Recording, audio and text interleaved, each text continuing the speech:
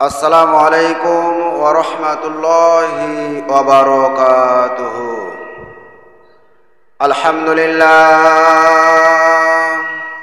আলহামদুলিল্লাহি ওয়া কাফা ওয়া সালামুন আলা ইবাদিহিল্লাযীনা ইসতাফা। أما بعد فقد قال الله تعالى في كلامه المجيد والفرقانه الحميد। সকলে আমার সাথে জবান ছেড়ে আওয়াজ দিয়ে বলুন আউযু বিল্লাহি মিনাশ শাইতানির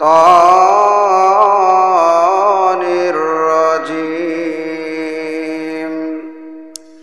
বিসমিল্লাহির রহমানির রহিম।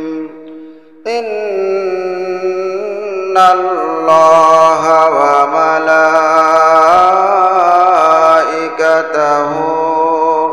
ইউসাল্লুনা আলান নাবী ইয়া আইয়ুহাল্লাযীনা আমানু সাল্লু আলাইহি ওয়া সাল্লিমু তাসলিমা। আল্লাহুম্মা সাল্লি আলা মাওলানা মুহাম্মদ ওয়া আলা আলি সাইয়্যিদিনা শাফিয়ানা। আলহামদুলিল্লাহ, সর্বাগ্যে সর্বপ্রথম সেই মহান আল্লাহ পাকের দরবারে লাখো কোটি শুকরিয়া জ্ঞাপন করে নেই, যে মহান আল্লাহ পাক আমাদেরকে ভালোবেসে পছন্দ করে মনোনীত করে সপ্তাহের শ্রেষ্ঠ দিন জুমার দিন আল্লাহর ঘর মসজিদের মধ্যে এসে বসে কোরআন এবং হাদিস থেকে অল্প সময় কিছু কথা বলা এবং শোনার তৌফিক দান করলেন। সেই মুনিবের দরবারে একবার কালিমাতু শুকরিয়া আদায় করি। সকলে জবান ছেড়ে পড়ে নেই আলহামদুলিল্লাহ। লাখ করে দরুদ সালাম বর্ষিত হোক আকা ইমানদার তাজদারে মদিনা আহমদ মুহাম্মদ মুস্তাফা, সমস্ত নবীদের সরদার, মানবতার মুক্তির দূত, বিশ্ব নেতা, বিশ্ব নবী জনাব মুহাম্মদুর রাসূলুল্লাহ। সকলে মুহাব্বতে পড়ে নেই সাল্লাল্লাহু আলাইহি ওয়াসাল্লাম। প্রিয় সুধী সমাজ, আপনার সকলে কেমন আছেন? সবাই বলেন কেমন আছেন? আল্লাহ পাক কোরআনে কারিমের মধ্যে বলেন, বান্দা যখন তুমি আমার নিয়ামত পাও, নিয়ামত পাওয়ার পরে নিয়ামতের শুকরিয়া আদায় করলে আমি আল্লাহ পাক তোমার নিয়ামতকে বাড়ায় দেব। বলুন না সুবহানাল্লাহ। আল্লাহ রাব্বুল আলামিন পবিত্র কোরআনে কারিমের মধ্যে বলেন, লা ইন শাকারতুম লা আযীদান্নাকুম ওয়া লা ইন কাফারতুম ইন্না আযাবি লাশাদীদ। আল্লাহ পাক বলেন, বান্দারে যখন তুমি আমার নিয়ামত পাও, নিয়ামতের শুকরিয়া আদায় করো, লা আযীদান্নাকুম, আমি আল্লাহ অবশ্যই অবশ্যই তোমার নিয়ামতকে বাড়ায় দিব। আমার ভাইয়েরা, অনেক মানুষ আছে তারা আজান শুনেছে এখনো মসজিদে আসতে পারে নাই, চাষটালে বসে গল্প করতেছে। অনেকে রাস্তাঘাটে হাটে ঘাটে মাঠে শহরে বন্দরে ঘোরাফেরা করতেছে। অনেকে আবার অসুস্থ অবস্থায় হাসপাতালের বিছানার মধ্যে পড়ে আছে। জোরে কোন ঠিক কিনা? এগুলো সব অবস্থার মধ্যে হইতে আল্লাহ পাক যে আমাদেরকে মসজিদের মধ্যে সবার আগে নিয়ে আসলেন, অল্প সময় কিছু কথা বলা শোনার, কোরআন হাদিস থেকে তৌফিক দান করলেন, এর চাইতে বড় শুকরিয়া আর কি আছে? সবাই পড়ে নেই আলহামদুলিল্লাহ। কোরআনের কথা শুনলে আল্লাহ রাব্বুল আলামিন ঈমানকে বাড়ায় দেয়। সুবহানাল্লাহ। কোন ওয়াযাক্কির ফাইন্না যিকরা তানফাউল মুমিনিন, মুমিন বান্দার সামনে কোরআন থেকে আলোচনা করুন, তাহলে মুমিন বান্দার ঈমান বেড়ে যাবে। সমুদ্রের পানির মধ্যে যেমন বাতাস লাগলে ঢেউ খেলতে থাকে, মুমিন বান্দা ঈমানের কোরআনের আলোচনা শুনলে মুমিন বান্দার ঈমানের মধ্যে এরকম ঢেউ খেলতে থাকে, বাড়তে থাকে। বলুন না সুবহানাল্লাহ। গত জুমায় দেখেন, গত জুমায় আমি দান সম্পর্কে আলোচনা করেছিলাম। দেখেন কি তাসির, দান সম্পর্কে আলোচনা আমি করেছি। আল্লাহ পাক মুসল্লিদেরকে মধ্যে এমন হেদায়েত দিয়েছে 3 জুমায় কোটায় যে টাকা আদায় হয় আল্লাহর রহমতে 1 জুমায় সেই টাকা আদায় হয়। জোরে বলেন সুবহানাল্লাহ। তাহলে বোঝা গেল ওয়াজে তাসির হয়, কাজ হয়, প্রকাশ্য অনেক সময় দেখা যায় না, ঠিক কিনা বলেন? আল্লাহ রাব্বুল আলামিন পবিত্র কোরআনে কারীমের মধ্যে বলেন, ইন্নামাল মুমিনুনা আল্লাযীনা ইযা যুকিরাল্লাহু ওয়াজিলাত কুলুবুহুম ওয়া ইযা তুলিয়াত আলাইহিম আয়াতুহু যাদাতুহুম ঈমানা। আল্লাহু আকবার। আল্লাহ রাব্বুল আলামিন ডাক দিয়ে বলেন, মুমিন বান্দার সামনে যখন কোরআন থেকে আলোচনা করা হয়, আল্লাহর কথা বলা হয়, মুমিন বান্দার অন্তরটা ভয়ে কম্পিত হইতে থাকে। আর মুমিন বান্দার সামনে যখন কোরআন থেকে আলোচনা করা হয়, কোরআনের আলোচনা শুনলে মুমিন বান্দার ঈমান বেড়ে যায়। আল্লাহ পাক বলেন, সেই সময় কোরআনের আলোচনা হবে, চুপচাপ মনোযোগ সহকারে দিলের কানে কথাগুলো শ্রবণ করো, তাহলে কি হবে? ওয়াইদাল কুরিয়াল কুরআন ফাসতামিউ লাহু ওয়ানসিতু লাআল্লাকুম তুরহামুন। যখন কোরআনের আলোচনা করা হয়, চুপচাপ মনোযোগ সহকারে কথাগুলো শ্রবণ করো, তাহলে আমি রব্বুল আলামিন তোমাদের প্রতি রহমত নাজিল করব। আমার ভাইয়েরা, আল্লাহর হাবিব বিশ্ব নবী জনাব মুহাম্মদুর রাসূলুল্লাহ সাল্লাল্লাহু আলাইহি সাল্লামের দরবারে একটা সাহাবী আসলেন। গ্রামের মানুষ তো তেমন আদব আখলাক জানে না। বিশ্ব নবীর দরবারে এসে বলতেছেন, ইয়া রাসূলুল্লাহ, ইয়া হাবিবাল্লাহ, আমি শুনতে পেরেছি আপনি নাকি আল্লাহর নবী, কিন্তু কথা হলো আপনার কাছে নাকি একটা দাও আসে। কে আসে বাবা? দাও বোঝেন না? দাও দস্য। আপনার কাছে নাকি একটা দাও আসে, সেই দাও এসে আপনাকে গীত শোনায়, সেই গীতটা আমাকে একটু বলেন, সেই গীতগুলো আমি একটু শুনতে চাই। আল্লাহর নবী রাগ করলেন না। অর্থাৎ দাও বলতে বুঝাইছে জিবরাইল ফেরেশতা, আর গীত বলতে বুঝাইছে আল্লাহর কালামুল্লাহ কোরআন শরীফ। আল্লাহর নবী মুস্কি হাসলেন আর বললেন, ও ভাই, আমার কাছে কোনো দাও দস্য জিন আসে না। আমার নিকটে আল্লাহর সমস্ত ফেরেশতার সর্দার হযরত জিবরাইল আমিন শাদীদুল কুওয়া ফেরেশতাদের সর্দার আমার নিকটে আসে। আর কোনো গীত আমার নিকটে শোনায় না, গীত আমার নিকটে নিয়ে আসে না। আল্লাহর ঐশ্ববাণী, আল্লাহর কোরআন আমার নিকটে নিয়ে আসে, আল্লাহর কালামুল্লাহ আমাকে শোনানো হয়। ওই গ্রাম্য মানুষ বলতেছে, ঠিক আছে, আপনি যেটা বলেন ওইটা আমি একটু শুনতে চাই।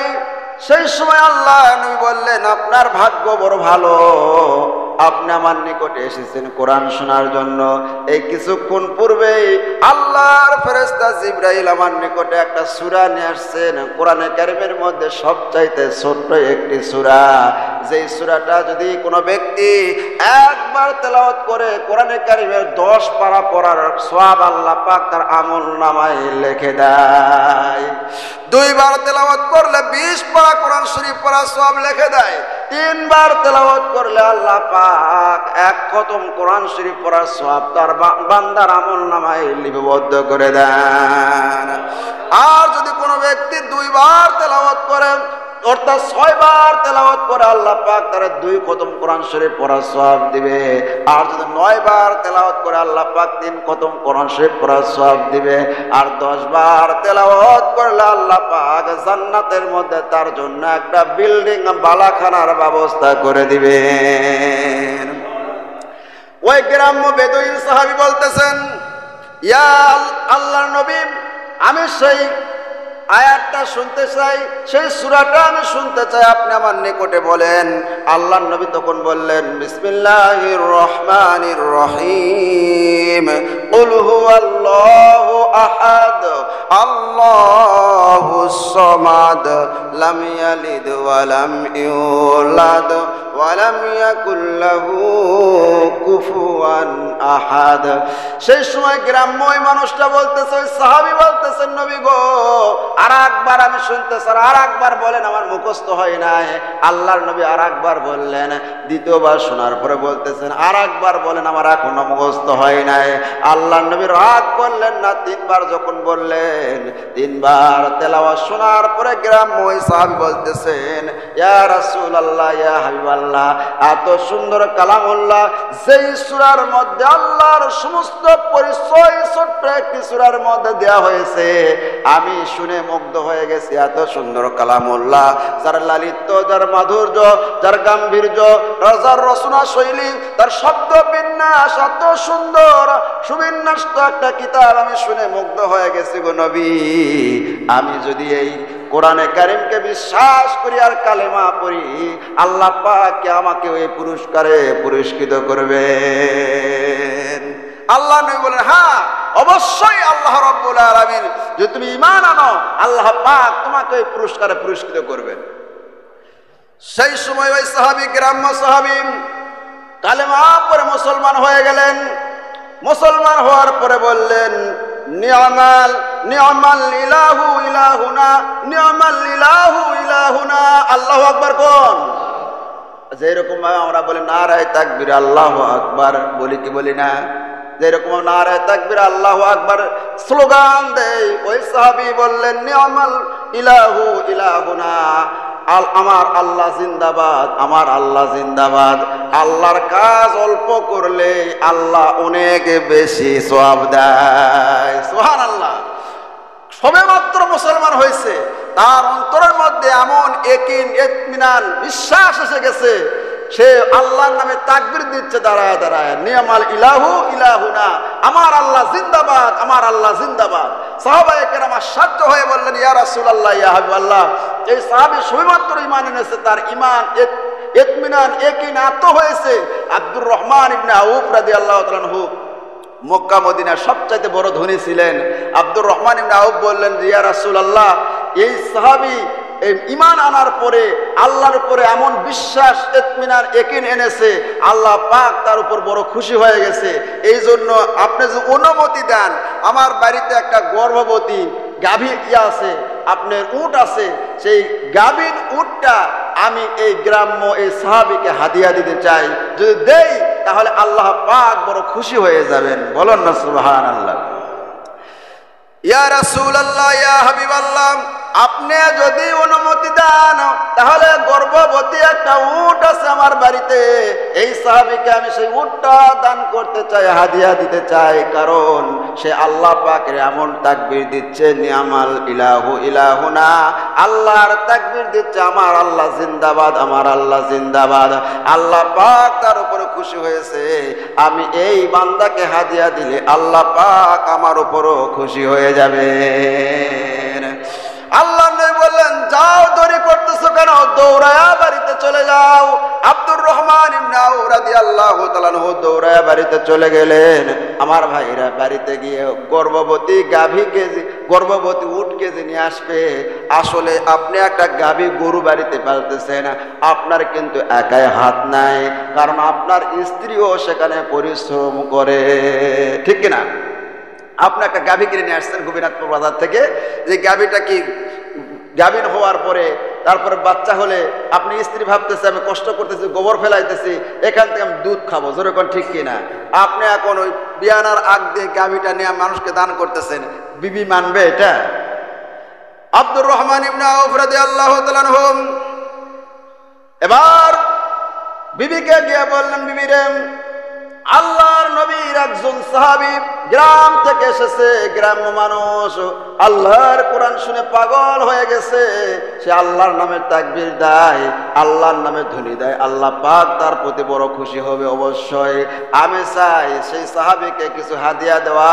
আমাদের বাড়িতে যে গাভীর একটা উট আছে, সেই উটটা হাদিয়া দিতে চাই, তোমার কি রায় তুমি বলো? স্ত্রী বলতেছে, প্রাণের স্বামী, দেরি করো না, তাড়াতাড়ি নিয়ে যাও। সুবহানাল্লাহ কোন? দেখেন কেমন স্ত্রী। স্ত্রী বললেন আর দেরি করো না, অপেক্ষা করো না, তাড়াতাড়ি নিয়ে যাও। এবার গর্ভবতী উটটার রশিটা ধরে যখন আব্দুর রহমান ইবনে আউফ নিয়ে আসতেছেন, আল্লাহর নবীর হাতে দিয়ে বললেন, ইয়া রাসূলুল্লাহ, ইয়া হাবিবাল্লাহ, এই উটটা আপনার সাহাবীকে হাদিয়া দিয়ে দেন। উটের রশি যখন ধরে এবার ওই গ্রাম্য সাহাবীর হাতের মধ্যে দিয়েছে, আপনার সময় জিবরাইল ফেরেশতা আসমান থেকে জমিনে নামতেছে। জিবরাইল ফেরেশতা এসে বলতেছে, ইয়া রাসূলুল্লাহ, ইয়া হাবিবাল্লাহ, আপনার সাহাবী আব্দুর রহমান ইবনে আউফ একটা উট আল্লাহর রাস্তায় দান করে দিয়েছে। আল্লাহ পাক খুশি হয়ে তার ৭৯,০০০ উট জান্নাতের মধ্যে তার জন্য প্রস্তুত করে রেখে দিয়েছে। সূরা সুবহানাল্লাহ। দান করলো কয়টা? একটা দান করছে ৭৯,০০০ উট, তার জন্য জান্নাতের মধ্যে আল্লাহ পাক প্রস্তুত করে রেখে দিয়েছে। আল্লাহ নবী বললেন, ও আব্দুর রহমান ইবনে আউফ, তোমার দানকে আল্লাহ পাক এত পছন্দ করেছে, আল্লাহ পাক তোমার জন্য ৭৯,০০০ উট জান্নাতের মধ্যে বরাদ্দ করে রেখে দিয়েছে। সাহাবা শোনায় পরে সমস্ত সাহাবী বললেন, ইয়া রাসূলুল্লাহ, আমাদের বাড়িতে তো উট আছে, আমরা একটা করে উট নিয়ে আসি, তাহলে ৭৯,০০০ উটের সওয়াব পাবো, কিয়ামতের দিন জান্নাতের মধ্যে উট পাবো। আল্লাহ নবী বললেন, যাও আর দেরি করো না। সাহাবায়ে কেরাম দরবার থেকে ছুটে দৌড় দিয়েছে, সকলে বাড়ি থেকে একটা একটা করে উট নিয়ে আসছে। আমার ভাইরা, ওই গ্রাম্য মানুষের উট একটা তখন হলো না, ১,০০০ উট হাদিয়া পাইল। জোরে গণ সুবহানাল্লাহ। মুসলমান ভাইরা আমার, আল্লাহর কোরআন শুনে একজন গ্রাম্য মানুষ সে প্রথমে এসে নবীকে বলল, আপনার নিকটে একটা দাও আসে, আপনি নাকি গীত কোন সেটা শোনার জন্য এসেছি। কিন্তু কোরআন শোনার পরে তার মন মেজাজ মস্তিষ্ক সব চেঞ্জ হয়ে গিয়ে তার কঠোর হৃদয়ের মধ্যে আল্লাহ পাক ইসলামের শীতল ছায়ার মধ্যে আশ্রয় দান করে দিয়েছেন। বলুন না সুবহানাল্লাহ। আমরা যদি সেই কোরআন মানি, কোরআন শুনি, কোরআন পড়ি, কোরআন অনুযায়ী আমল করে, আল্লাহ পাক আমাদেরকে হেদায়েতের মালা দিবেন। আমার ভাইরা, জুলফিকার আলী নকশবন্দি খুতবাতুল মধ্যে তিনি একটা ঘটনা নিয়ে আসছেন। আল্লাহর এক বান্দা একটা জমি ক্রয় করছে, একটা মুসলমানের কাছ থেকে একটা জমিন ক্রয় করছে। জমিন ক্রয় করার পরে সেখানে একটা বিল্ডিং বাড়ি বানাবে। যখন মাটি খোঁড়া শুরু করে দেয়, মাটি খুঁড়তে খুঁড়তে সেখান থেকে একটা কলস বাহির হয়েছে, কলস ভর্তি স্বর্ণের টাকা। কিসের টাকা? স্বর্ণের টাকা, পুরা কলসি ভর্তি স্বর্ণের টাকা। জুলফিকার আলী নকশবন্দি বলেন, যখন কলস ভর্তি স্বর্ণের টাকা পাইছেন, ওই কলস নিয়ে যেই মানুষের কাছ থেকে জমি ক্রয় করেছে তার নিকটে গিয়ে বলতেছে, ভাই, আপনার যে আমি জমি নিয়েছি বাড়ি করার জন্য, যখন আমি জায়গা খোঁড়া শুরু করেছি, খুঁড়তে খুঁড়তে মাটির নিচ থেকে কলস বাহির হয়েছে। নিঃসন্দেহে এটা আপনার পূর্বপুরুষেরা রেখে দিয়েছিল মাটির নিচে গুপ্ত ধন। সেই গুপ্ত ধনটা আপনাদেরকে বলে যাইতে পারে নাই, তারা মৃত্যুবরণ করেছে। আমি তো জায়গা কিনেছি ভাই, কিন্তু আমি তো এই স্বর্ণের কলস কিনি নাই। এর মালিক আপনারা, নিঃসন্দেহে আপনার কলস আপনি নিয়ে নেন। জমির মালিক বলতেছে, ভাই, আমি তো জায়গা বিক্রি করছি, জায়গার সাথে যা আছে সবকিছু বিক্রি করছি। বল না, দেখেন ইমান কারে কয়, ইমান কারে কয়। বলে, না ভাই, আমি তো জায়গা কিনেছি, আপনার তো এই স্বর্ণের কলস কিনি নাই। তখন জায়গাওয়ালা বলতেছে, ভাই, আমার ওই জায়গার মধ্যে অনেকগুলো গাছ আছে, সেই গাছের মালিক কে? বলে, আমি। গাছের ফলের মালিক কে? বলে, আমি। গাছ এবং গাছের ফলের মালিক যদি আপনি হয়ে থাকেন, তাহলে স্বর্ণের এই কলসের মালিকও আপনি। সুবহানাল্লাহ। তখন বলতেছে, ভাই, না না না, আমি আপনার নিকটে জায়গা কিনেছি, স্বর্ণে ভরা কলস আমি কিনি নাই, এই কলস আমি নিতে পারবো না, আপনি নেন। ঠেলা ঠেলে শুরু হয়ে গেছে। আর আমরা হলে কি করতাম? কারাকারি শুরু করতাম, ঠিক কিনা গণ? ঠেলা ঠেলে শুরু হয়ে গেছে, কেউ নিতে চায় না। জমিনওয়ালা বলতেছে, ভাই রে, তুমি যদি আমাকে এই স্বর্ণের কলস দাও, তোমার এই অধিকার এই জিনিসের, আর আমি তোমার হক মেরে খাওয়ার কারণে কিয়ামতের দিন আল্লাহর আদালতে আমি আসামি হয়ে যাব, আর একজনের হক মারার আসামি হয়ে যাব, আমার আমল সব বরবাদ হয়ে যাবে, আমি এটা নিতে পারবো না। দুইজনে ঠেলাঠেলি লাগছে। এবার বিচারের কাছে চলে গেল। আজব একটা বিচারক, বিচারকের কাছে বিচার দিল।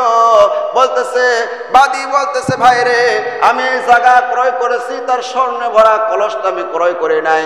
মাটি খোঁড়ার পরে কলস কলস পেয়েছি তারা দিতে চাই, কিন্তু সে নিতে চায় না। আর জায়গার মালিক বলতেছে, ভাই আমি তো জায়গা বিক্রি করেছি, জায়গা যা ছিল সব বিক্রি করেছি, আমি এটা নিতে পারবো না। এটা শোনার পরে বিচারক আশ্চর্য হয়ে গেল, এই কেমন মানুষ, দুই দুনে এমন ইমানদার, পাক্কা ইমানদার, সুবহানাল্লাহ কোন, আমানতের তারা খেয়ানত করে না। সেই সময় বিচারককে কি বিচার করবে দেখেন, আজীব একটা বিচার করে ফেলে দিল। জমির মালিককে বলতেছে, আপনার কোনো ছেলে আছে? বলে হ্যাঁ আমার একটা ছেলে আছে, বিয়ার উপযুক্ত। বলে হ্যাঁ। এবার যে কিনেছে ক্রয়কারীকে বলতেছে, আপনার কোনো মেয়ে আছে? বলে হ্যাঁ আমার একটা মেয়ে আছে। বয়স কত? বয়স 16, মানে বিবাহ দেওয়ার উপযুক্ত হয়ে গেল। সেই সময় বলতেছে, ঠেলাঠেলি করার দরকার নাই, আপনারা দুইজন আত্মীয় হয়ে যান, বিয়াই হয়ে যান, আপনার ছেলের সাথে আপনার মেয়ের বিবাহ দেন। আপনি দুইজনের মধ্যে একটা কুফু পাওয়া গেছে, সেই কুফুটা হলো আমানতের কুফু। এই সম্পদটা আপনারা দুইজনই ঠেলাঠেলি করতেছেন, কেউ নিতে চান না। এই স্বর্ণ ভরা কলসটা আপনার মেয়ে এবং আপনার ছেলের সাথে বিবাহ দেওয়ার পরে তাদেরকে দিয়ে দিবেন। বলেন না সুবহানাল্লাহ, আরো জোরে বলেন সুবহানাল্লাহ। কেমন ইমান ভাইয়েরা! আর এখন বর্তমান দেখা যায়, আমার ভাই এই গত কয়েকদিন আগে একটা জমি মাপার কাজে আমি গিয়েছিলাম, যাওয়ার পর দেখলাম আমাদের জমি হলো 33 শতক, 33 শতকই আছে, আর একজনের হলো 34.5 শতক হয়ে গেছে। বুঝলেন না, ভাগির জমি একই মাপ হবে। আমি জিজ্ঞাসা করলাম, দাদা হয় দাদা আপনার জমি 34.5, আমাকে 33 হলো কে? তে বলিচ্ছে যে নাতি রে এমনি হয়েছে, এমনি তো জমি তো বাড়ে না, জমি তো আর বিয়াই না। জোরে কোন ঠিক কিনা? বাস্তব কথা বলতেছে, জমি তো আর বিয়াই না। কয়েছে যে আমি আল ঠেলে বেশি করছি, মুখের সামনে করছে, আল ঠেলে ওই 1.5 শতক বেশি করছে। কয় শতক? আর একটা জমি আছে মাত্র 6 শতক, সেই জায়গায় ওর জমি হয়েছে 9 শতক। কয় শতক? 6 শতক জমি 9 শতক কেমনে হয়? আমাকে 6 শতক 6 শতকই আছে, আর এর জমি মাপে দেখতেছে 9 শতক হয়ে গেছে। কয় শতক হয়ে গেছে? কয়েকদিন আগে দেখলাম একজনের জমি, তার আর একজনের জমির মধ্যে 5 হাত ঢুকে গেছে। কয় হাত? বিচার নিয়ে আসছে যে আমার জমির মধ্যে ওনার 5 হাত ঢুকে গেছে। তখন বলা হলো কেমনে ঢুকে গেছে? বলে যখন ওই জমিতে পানি দেয়, পানি দেওয়ার সময় প্রত্যেকবার ড্রেন করে পানি দেয়, যখন আপনার ধান টান উঠে যায় তখন ড্রেন কাটে, নিজের সাইডে যে জমি আছে সেই ড্রেন কাটে, আর আরেক পাশে যেটা আছে সেটা রেখে দেয়। কথা বোঝেন নাই? এক হাত বেড়ে গেল না, ওরা রেখে দেয়। আবার যখন ফসল সময় হয়ে যায় আবার ড্রেন দেয়, ওই পার ড্রেন দেয় কিন্তু নিজের পার দেয় না। এরকম 5 বছরে 5 হাত জমি বেড়ে দিচ্ছে। নাউজুবিল্লাহ কোন, আরো জোরে কোন নাউজুবিল্লাহ। দেখেন অন্যর জমি অন্য সম্পদ দখল করে। আর এই ইমানদাররা কেমন ছিল, জমি ক্রয় করেছে, সেই জায়গার মধ্যে স্বর্ণের কলস পাইছে, বলতেছে এর মালিক আমি না, এর মালিক আপনি। সুবহানাল্লাহ কোন। আমার মুসলমান ভাইয়েরা, এই জন্য সম্পদ কোন জায়গা, জমি কোন যাই কোন না কেন, আমি আপনি কেউ এই দুনিয়াতে থাকবো না, সব কিছু রেখে চলে যাব। কিন্তু আপনি যে হারাম পন্থায় মানুষের সম্পদকে দখল করতেছেন, ভোগ দখল করতেছেন, অনেকেই আছে দেখবেন যে যায় আল কাটতে কাটতে মানে এমন অবস্থা হয়েছে, এক পাশে ফেরাউন আর এক পাশে নমরুদ, দুইজনে দুই জমি আলা, এরকম অবস্থা। ও সারে না, নমরুদ আর ফেরাউন এমন আল কাটে, ওই আল দিয়ে যাওয়া যাবে না। আমরা এই গত কয়েকদিন আগে, প্রায় মাসখানেক আগে একটা কবরস্থান জিয়ারত করতে গিয়েছিলাম, নাম বলবো না। সেখানে যাইতে পালা ওই আলতে যাচ্ছি, মানে আল খালি এরকম দুলতেছে, মানে কোন সময় জানে পড়ে যাবো। আমি ফস করে বলে ফেললাম যে পুলসিরাত বানাচ্ছে পারে, আমার সাথে যায় আছে, হাসতে হাসতে অবস্থা খারাপ। এটা কি অবস্থা? মানুষ তো যাওয়ার রাস্তা রাখবে নাকি বলেন? দুই সাইডে দুইজন এরকম ঠেলাঠেলি করতেছে। আমার ভাইয়েরা, এই দুনিয়াতে আমি আপনি কেউ থাকবো না। অনেক রাজা বাদশাহ, অনেক মুনিশি, অনেক মৌলবী, অনেক আলিম, মুফতি, মুহাদ্দিস, মুফাসসির, হাজী, গাজী, গাউস, কুতুব, দরবেশ, আল্লাহর ওলি, পীর সাহেব, নবী, রাসূল সকলেই দুনিয়া ছেড়ে চলে গেছে। আমি আপনিও দুনিয়া ছেড়ে চলে যাবো। জোরে কর ঠিক কিনা? সারা পৃথিবীর বাদশাহ ছিলেন আপনার কি নাম ছিল? জুলকারনাইন। এই জুলকারনাইন ছিল সারা পৃথিবীর বাদশাহ। কোরআনে কারিমের মধ্যে জুলকারনাইনের কথা এসেছে। 4 জন বাদশাহ তারা ছিলেন, সারা পৃথিবী শাসন করেছে। তার মধ্যে একটা হচ্ছে জুলকারনাইন। সুবহানাল্লাহ কোন। আল্লাহ পাক তাকে একটা আজব একটা ঘোড়া দান করেছিলেন, সেই কেরামতি ঘোড়া, কুদরতি ঘোড়া। সেই ঘোড়ার উপর চড়ে মাশরিক থেকে মাগরিব, শিমাল থেকে জুনুব, অর্থাৎ পূর্ব থেকে পশ্চিম, উত্তর থেকে দক্ষিণ সারা পৃথিবী সফর করেছিলেন। সুবহানাল্লাহ। কোন একজন মানুষই আছে সারা পৃথিবী সফর করেছিলেন, তার নাম হচ্ছে জুলকারনাইন। সেই জুলকারনাইন জানতে পেরেছে যে আবে হায়াত নামে একটা পানি আছে, সেই পানিটা 100 বছর পর পর মাটির নিচ থেকে বাহির হয়। সেই পানি যদি কেউ 1 ফোঁটা খায় তার হায়াতকে আল্লাহ পাক বাড়ায় দেয়। সুবহানাল্লাহ। 100 বছর পর পর সেই পানিটা বাড়ায়। এবার বাদশা জুলকারনাইন হজ করতে গেলেন। যাওয়ার পরে কাবার গিলাফ ধরে কাঁদতেছে আর বলতেছে, আল্লাহ ওই আবে হায়াতের পানি আমাকে দান করো, আমি একটু খাবো, আমার হায়াতকে বৃদ্ধি করব। কেঁদে কেঁদে কাবার গিলাফ ধরে দোয়া করতেছে। দোয়া শেষ করে যখন বাড়াইতেছে গেট দিয়া, এমনি সময় হযরতে ইব্রাহিম আলাইহিস সালাতু ওয়াস সালামের সাথে দেখা। হযরত ইব্রাহিম আলাইহিস সালাতু ওয়াস সালাম বলতেছেন যে বাদশা জুলকারনাইন, আপনি খুব পেরেশানি লাগতেছে, কি হয়েছে? আপনার মন কেন খারাপ? খুব পেরেশান। মানুষের পেরেশান থাকলে চেহারার মধ্যে ফুটে ওঠে একটু, জোরে কোন ঠিক কিনা? বলতেছে, ভাই জুলকারনাইন বাদশা, আপনি খুব পেরেশান লাগতেছে, কি হয়েছে? তখন বলতেছে যে আমি আবে হায়াতের পানির জন্য আল্লাহর কাবার গিলাফ ধরে দোয়া করেছি।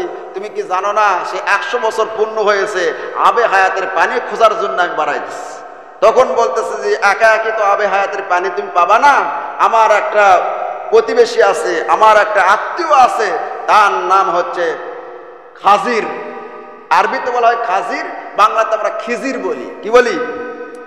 এই খিজিরকে নিয়ে যাও, আল্লাহ পাক তারে কিছু ইলম দান করেছে, গায়বী ইলম। সে বলে দিবে কোন জায়গায় আবে হায়াতের পানি আছে, তারে সঙ্গে করে নিয়ে যাও, তোমার উপকার হবে। এবার জুলকারনাইন বাদশা ওই খিজির আলাইহিস সালাতু ওয়াস সালামকে সঙ্গে করে নিয়ে রওনা করেছে, আবে হায়াতের পানি খাবে তার হায়াতকে বৃদ্ধি করার জন্য।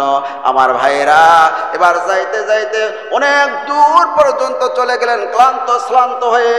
খিজির আলাইহিস সালাতু ওয়াস সালাম এক জায়গায় দাঁড়িয়ে আছে আর জুলকারনাইন বাদশা এক জায়গায় দাঁড়িয়ে আছে। এমনি সময় মাটি ফেটে আবে হায়াতের পানি উপর দিকে উঠে আসলো। সুবহানাল্লাহ। এবার ডাক দিচ্ছে, ও বাদশা জুলকারনাইন, দৌড়ে আসেন, তাড়াতাড়ি আসেন, আবে হায়াতের পানি বাড়াইছে, এই পানি খাইলে আল্লাহ পাক হায়াতকে বাড়ায় দিবে। কিন্তু ভাগ্যর পরিহাস, বাদশা জুলকারনাইন অনেক দূরে ছিল, সে দৌড়ায় দৌড়ায় আসতেছে।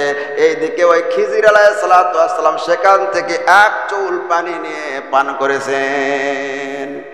1 চুল পানি নিয়ে ফট করে পান করছে, বুঝেন নাই? আর বাদশা জুলকারনাইন এসে দেখতেছেন পানি নিচের দিকে ডাবে গেছে।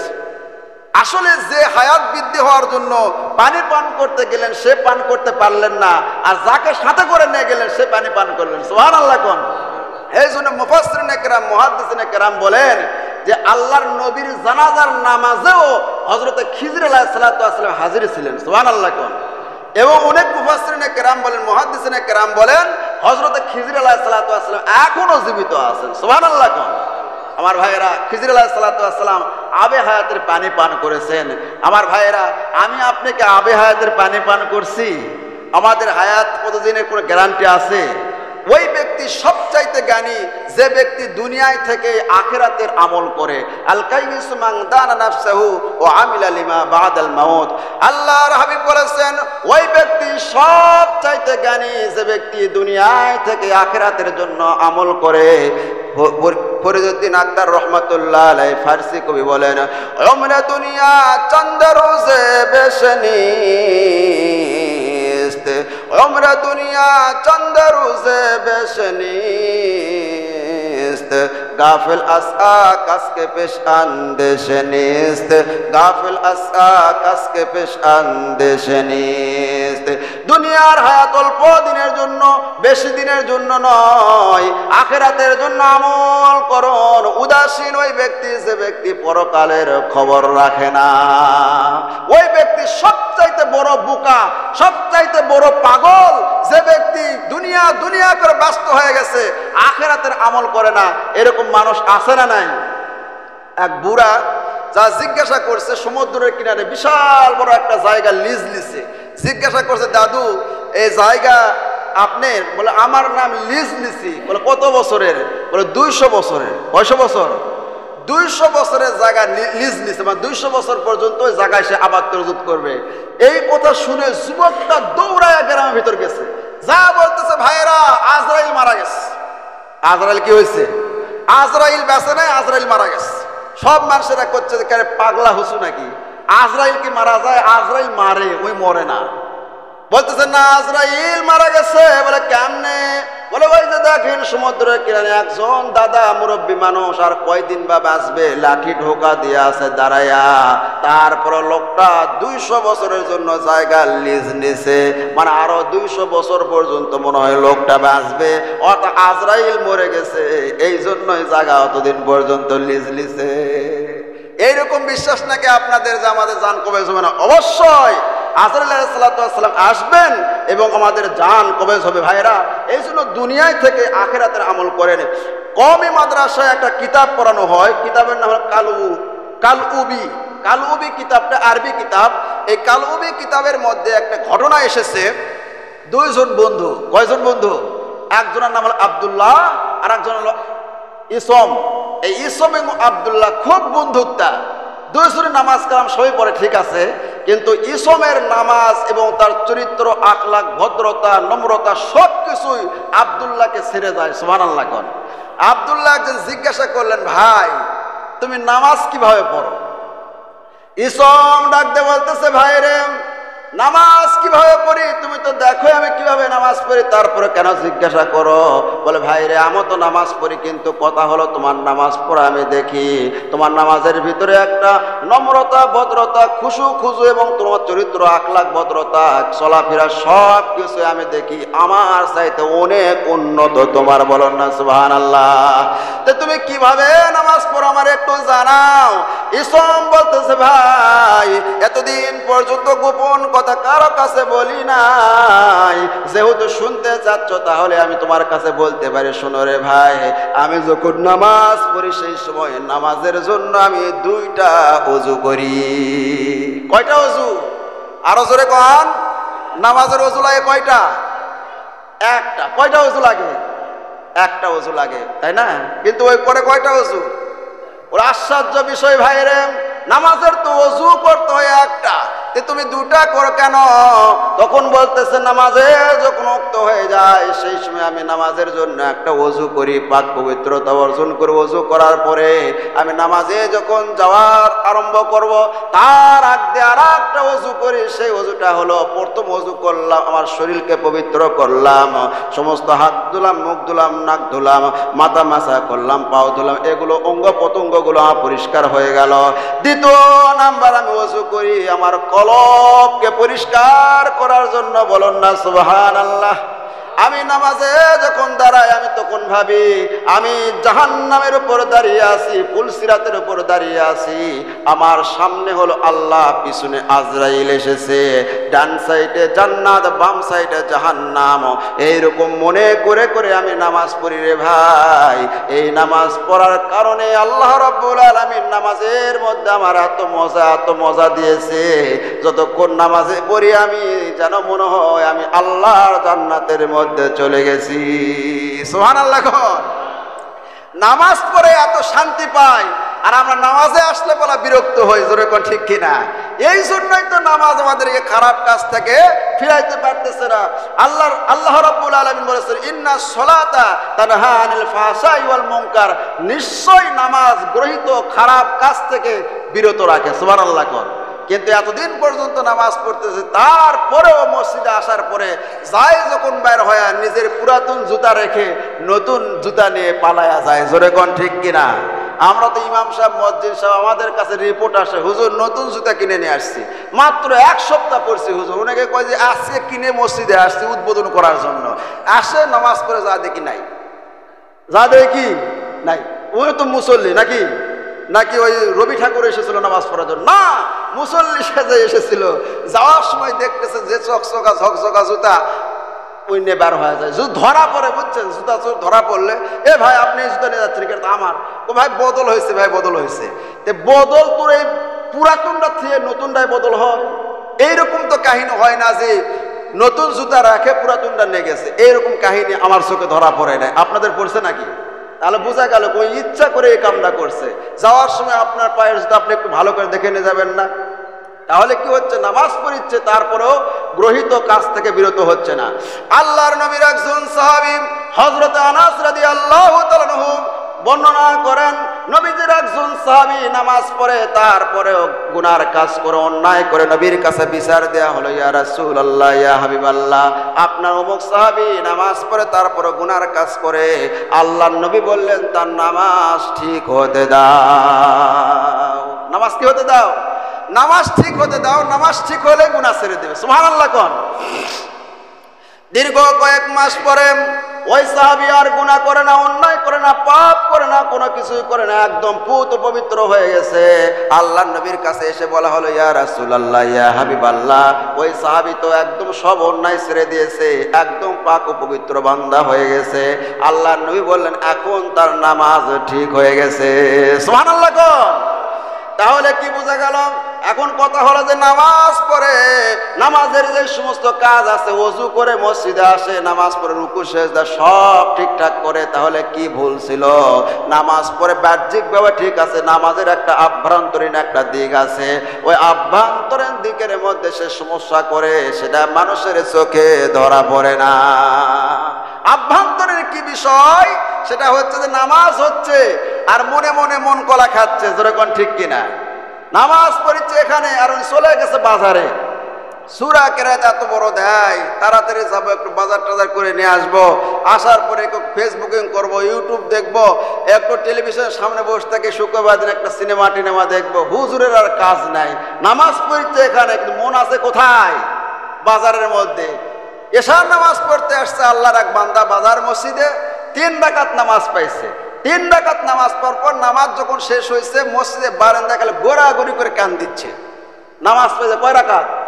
3 রাকাত নামাজ। সব মুসল্লিরা কাছে, হায় হায়, এতদিন পরে একটা ভালো মুসল্লি দেখলাম, 1 রাকাত নামাজ ছুটে গেছে তাই গোড়াগড়ি করে কান দিচ্ছে।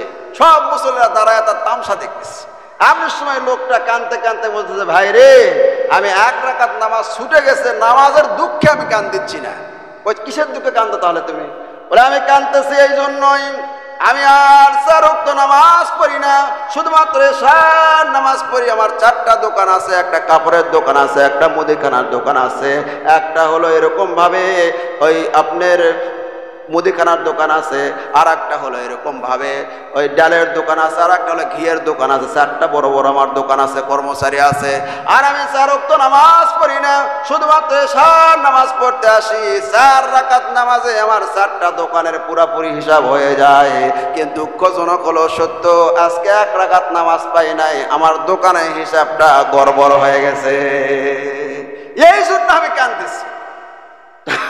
ওই তাহলে কয় নাম্বার নামাজে চিন্তা করেন। এইরকম নামাজ যদি আপনি সারা জীবন পড়েন, ফাওয়াইলুল লিল মুসাল্লিন, আল্লাহ রাব্বুল আলামিন নামাজীদেরকে ধমক দিয়ে বলেছেন, নামাজীরা হলো ওয়াইল দুজকের মধ্যে যাবে। কারা যাবে? যারা নামাজ পড়ে তারা খুব খুশি, যারা নামাজ পড়িছে তারাই যাচ্ছে, তাহলে তো আমাদের কোনো কথাই নাই। আমার ভাইয়েরা, কোন নামাজে ওয়াইল দুজকে যাবে?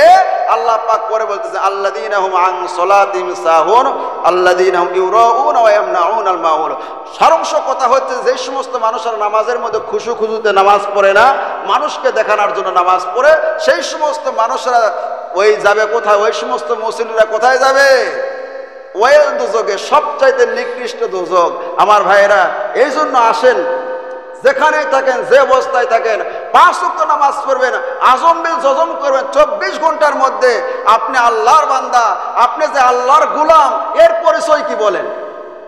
আল্লাহ যে আপনাকে সৃষ্টি করেছে, আপনি কি বিশ্বাস করেন না যে কিয়ামতের দিন আল্লাহর আদালতে আমাকে ধরা দিতে হবে, আল্লাহর কাছে গিয়ে হিসাব দিতে হবে?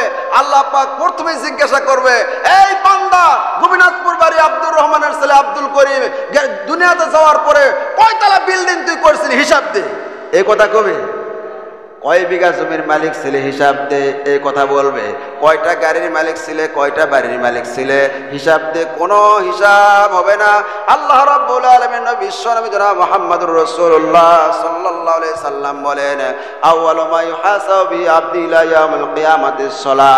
সর্বপ্রথম আল্লাহ রাব্বুল আলামিন জিজ্ঞাসা করবেন, বান্দারে, দুনিয়ায় তুমি নামাজ পড়েছিলে কিনা? সুবহানাল্লাহ কোন। যদি কোনো বান্দা নামাজের পরীক্ষায় পাশ করে আল্লাহ পাক বলবেন যাও, আর কোনো পরীক্ষাই নাই। আল্লাহু আকবার কোন। আর নামাজের পরীক্ষা যদি আপনি ফেল হয়ে যান, যত পরীক্ষা আছে সবগুলো আপনার জন্য হার্ড হয়ে যাবে, সব পরীক্ষায় আপনি ফেল করবেন। কিয়ামতের দিনে অনেক মুসল্লি আছে যারা নামাজ পড়ে নাই, আল্লাহকে বলবে আল্লাহ আমরা দুনিয়ায় নামাজ পড়েছি। আল্লাহ পাক বলবেন আমার নবী বলেছেন আল জান্নাত তাহতা আকদামিল উম্মাহাত, জান্নাত হলো আল জান্নাত তাহতা আকদাম, আল জান্নাত তাহতা আকদাম মিফতাহুল জান্নাতিস সালাহ, নামাজ হলো বেহেশতের চাবি। আমার নবী বলেছেন যাও তোমরা যেহেতু নামাজ পড়েছো, ওই যে জান্নাত দেখতে পাচ্ছ জান্নাতে চলে যাও। সেই সমস্ত মানুষেরা কবে দুনিয়ায় আমরা কত মিথ্যা কথা কইছি রে, আর হুজুররা বয়ান করছে নামাজ ছাড়া জান্নাত পাওয়া যাবে না, আমি দুনিয়ায় এক ওয়াক্ত নামাজ পড়ি নাই তারপরও জান্নাতে যাইতেছি। হুজুররা মিথ্যা বক্তব্য দিয়েছে। জান্নাতের গেটের কাছে যাওয়ার পর দেখবে বিশাল বড় বড় তালা লাগানো আছে, বিশাল বড় বড় তালা লাগানো আছে। তখন আল্লাহকে ঘুরে আসে বলবো আল্লাহ জান্নাতের চাবি দিতে মনে হয় তুমি ভুলে গেছো। কিসের চাবি? জান্নাতের চাবি মনে দিতে তুমি ভুলে গেছো, জান্নাতের চাবিটা দাও। আল্লাহ পাক বলবেন যে মিফতাহুল জান্নাতিস সালাহ, চাবি তাদেরকে দেওয়া হবে। কোন কোন মুফাসসিরিন কেরাম বলেছেন চাবি দেওয়া হবে, কিন্তু চাবির মধ্যে একটা দাগ থাকে, দেখবেন কাটা কাটা দাগ থাকে, ঠিক কিনা কোন? সেই চাবির মধ্যে ওদের কোনো 5টা কাটা কাটা দাগ থাকে। কয়টা? 5টা দাগ থাকবে। যারা 5 ওয়াক্ত নামাজের ভিতরে ঢুকে দেবে আর পরতকে খুলে যাবে আর জান্নাতের ভিতরে ঢুকে যাবে। জোরে বলুন সুবহানাল্লাহ। আর যারা নামাজ পড়ে নাই চাবি পাবে ঠিক, কোনো দাগ দুঃখ কিছু না, খেলে ঘুরাবে আর ভিতরে পোপো করে ঘুরবে, জান্নাত খোলা হবে না। এই জন্য ভাইয়েরা যেখানেই থাকেন, যে অবস্থায় থাকেন, 5 ওয়াক্ত নামাজ পড়ার চেষ্টা করেন। আমি আপনাদের জন্য প্রাণ ভরে দোয়া করি যে গত সময় আমি দান সম্পর্কে ওয়াজ করেছিলাম। আল্লাহর রহমতে আমি বলেছিলাম মসজিদে যখন আসবেন যে যা পারেন মুক্ত হস্তে দান করবেন।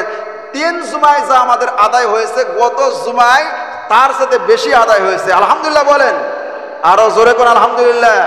এরকম ভাবে যারা মসজিদে আসবেন ভাই, শুক্রবার দিন সবাই মুক্ত হস্তে যে যা পারেন আল্লাহর হস্তে দান করবেন। আল্লাহ পাক আমাদের সকলকে তৌফিক দান করুন, আমিন বলেন।